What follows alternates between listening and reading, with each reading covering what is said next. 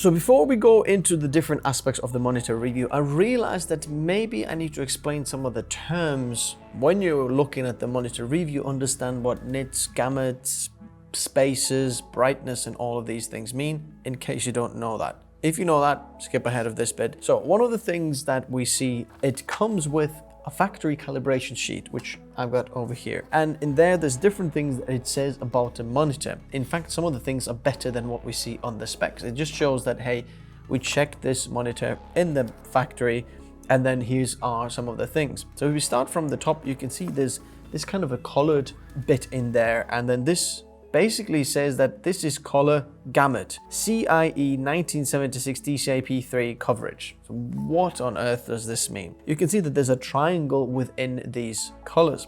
What this means is that all of these, the bit that's outside, all of this weird shape, almost like a triangle around, is the color space. So these are all the colors possible, technically, software-wise. But then the actual display gamut, what you see over here, that's why it says gamut on the top over there, is what this monitor is able to display out what we are actually viewing. So all these different levels of green, for example, in here, there's somewhere around that teal area, what you see on the monitor there. It shows that in this triangle area, this is what this monitor can display. And if we're looking at the actual gamut and display area, you can see that the DCI-P3, which is the blue in there, and then there is actually a red triangle around it there as well, but you can't really see. That means that this is the monitor's bit of that color space, if that makes sense. So imagine the bit around it with all the colors is a crayon box, and then the triangle is how many crayons you actually have inside the box.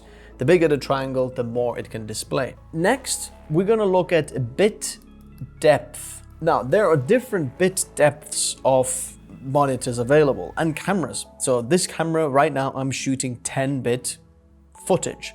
We can also output 16-bit RAW. Blackmagic cameras that we are using, they are 12-bit RAW. So what does that mean? The bits mean how many different shades are between two different colors. This is a perfect example. Green, right? Everything here is kind of green, but this green, there is a gradient here because there's lots of different shades of green in the wild or on a monitor. But if you're looking at different greens in here, then the bit depth shows how many different shades of that color is available. So for example, if we've got an 8-bit monitor panel, which is what we've been standardized in the last couple of decades, then that can show us about 16 million different shades of colors. Whereas a 10-bit panel can show us over 1 billion colors.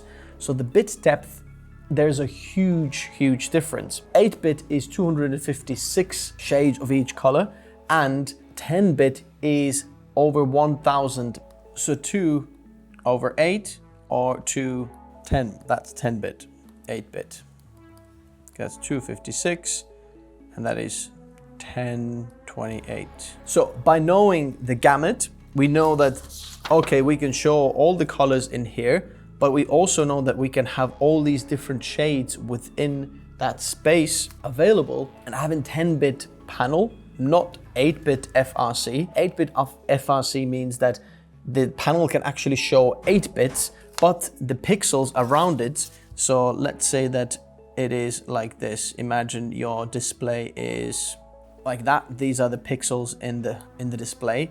Then the 8-bit plus FRC means that this pixel in the middle over there is going to show 8-bit different shades, okay? So it doesn't have over 1 billion colors available that it can show. It shows over 16 million. But if you're going to blend the pixels around it, so this pixel here, for example, starts showing slightly different color, and this one slightly different color, then outside it might look to you that you're gonna have 10-bit if you start to flicker these pixels, because this is like a flicker rate, then it kind of gives a vision that you still get 10-bit display. But that is not actually real 10-bit display like this one over here. So in terms of bit depth, remember, the bigger the number, the better it is. Moving on to the next bit, which is color accuracy, and that is often measured in delta E. And this, what we can see, we've got color accuracy space all the way on the bottom there. And here you can see all the different colors, and then the delta E measures the deviance, or kind of how far away from what we're trying to display from the software and what we actually see. So let's say you color the footage, you shoot it, and you think, oh, this looks good. So what the program is showing you and what actually comes on the screen, how accurate this is in real life. If it's not accurate, what means is you think, oh yeah, this looks nice and blue over there, but you put it on a different monitor that is actually color accurate, and you realize this is a lot purple than I thought. That's because the color accuracy is off. For creators, color accuracy is really, really important. That what we're seeing on the display is actually what they're trying to display as well. The delta E means that the smaller the number is, the better it is. Because if you look inside this triangle, let's say we take a random point in there, let's say in there, but the actual color is somewhere over there, then the delta E is measured at the distance between basically the two, what it's trying to display and what it actually is, and you'll see the difference. So as you can see, in this bottom section of this chart, of this calibration test report, we can see that everything is very, very, very, very low.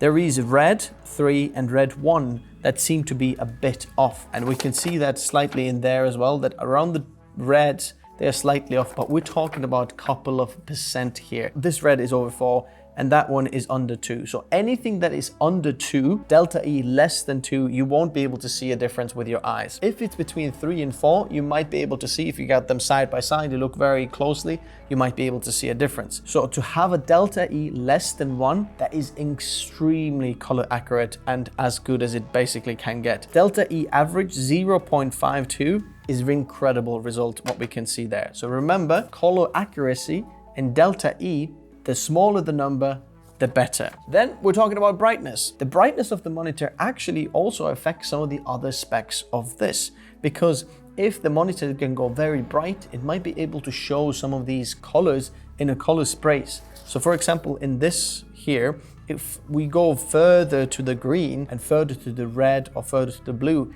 these colors start to become more and more neon color. Very bright and saturated colored. So imagine a high-vis vest of someone wearing in bright sunshine. It's very, very bright colors.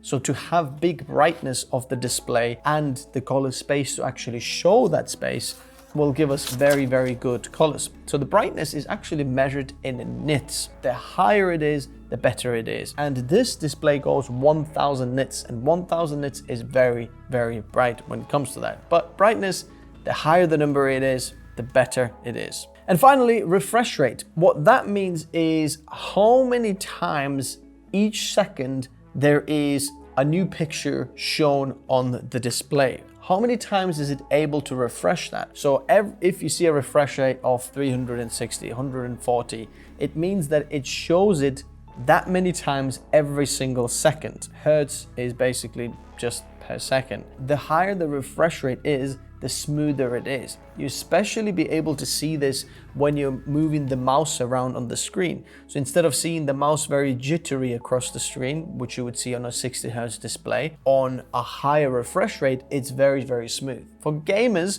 obviously it's important because that means that you're able to see more frames of your game, so the game will look smoother if your graphics card is able to display them. But for creators, it just gives us an overall fluid motion of our color software that we're using and the overall system, how it feels, the smoothness of it. Do we need to see more than 120 Hertz? Not really, because how often do you shoot more than 120 frames per second and you need to see it in 120 frames per second? Because you're going to be delivering the footage anyway, 60 maximum maybe frames per second. So to have anything above 120 Hertz is really a waste for us, apart from just having it really, really smooth. There's also gamma curve and grayscale, but I think these are a little bit more advanced specs that most people don't need to know about. But to make it more digestible, these are some of the specs of the monitor that you usually see displayed everywhere. And now I'll go one by one, which is the most important for me, and how this affects our creative workflow and if it is any good.